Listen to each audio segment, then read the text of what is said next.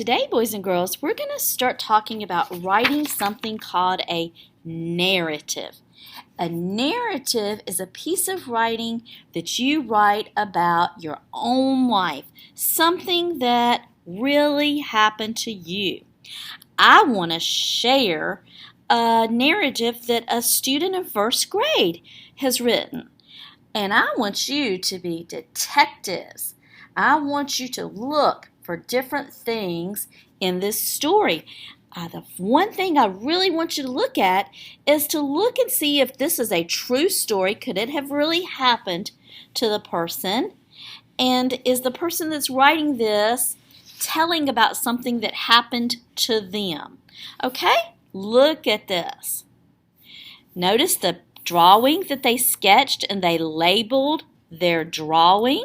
Okay, a person, and he says me, and here you have a mirror and a sink and a toilet, a light, a window. Okay, and I want to read it to you. It says, I was brushing my teeth. Okay. A spider came in my mouth. Oh my goodness, a spider came in. Oh goodness.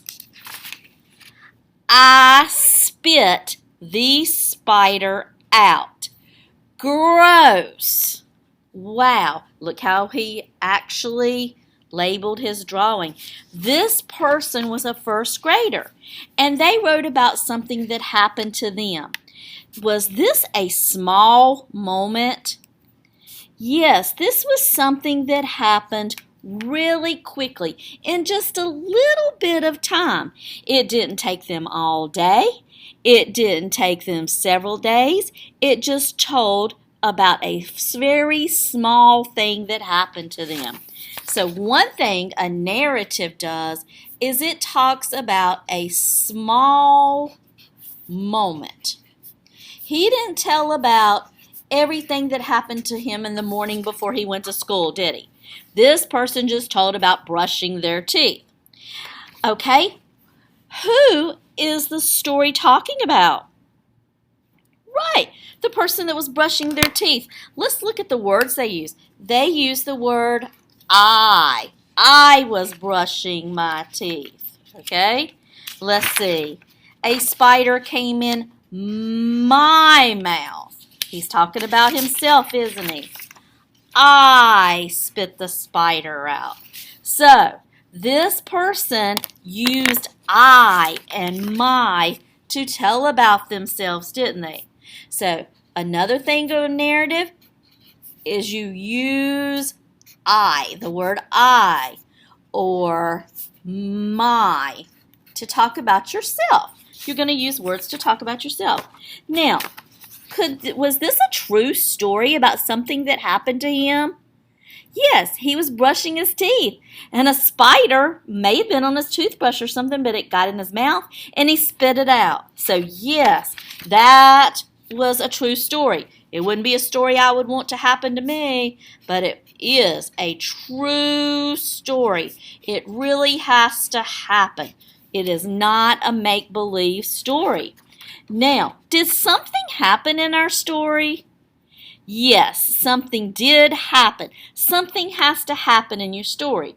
You just don't say, I like spiders. Spiders are cool. Something has to happen. What happened here? He was brushing his teeth and a spider crawled in. So he was brushing his teeth. That's what happened. Okay. What else happened? Let's see.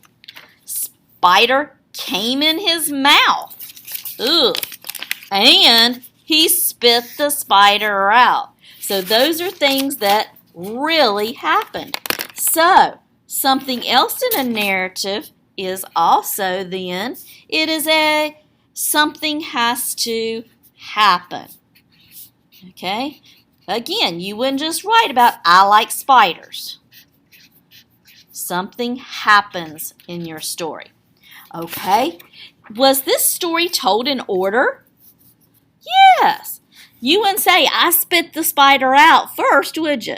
Because you got to tell about it getting in your mouth. And what were you doing for it to get in your mouth? So first, he was brushing his teeth. Second, a spider got in his mouth. Third, he spit the spider out. So this was told in order. So when you are doing a narrative, you tell it in order. You tell it in a certain order that it happens.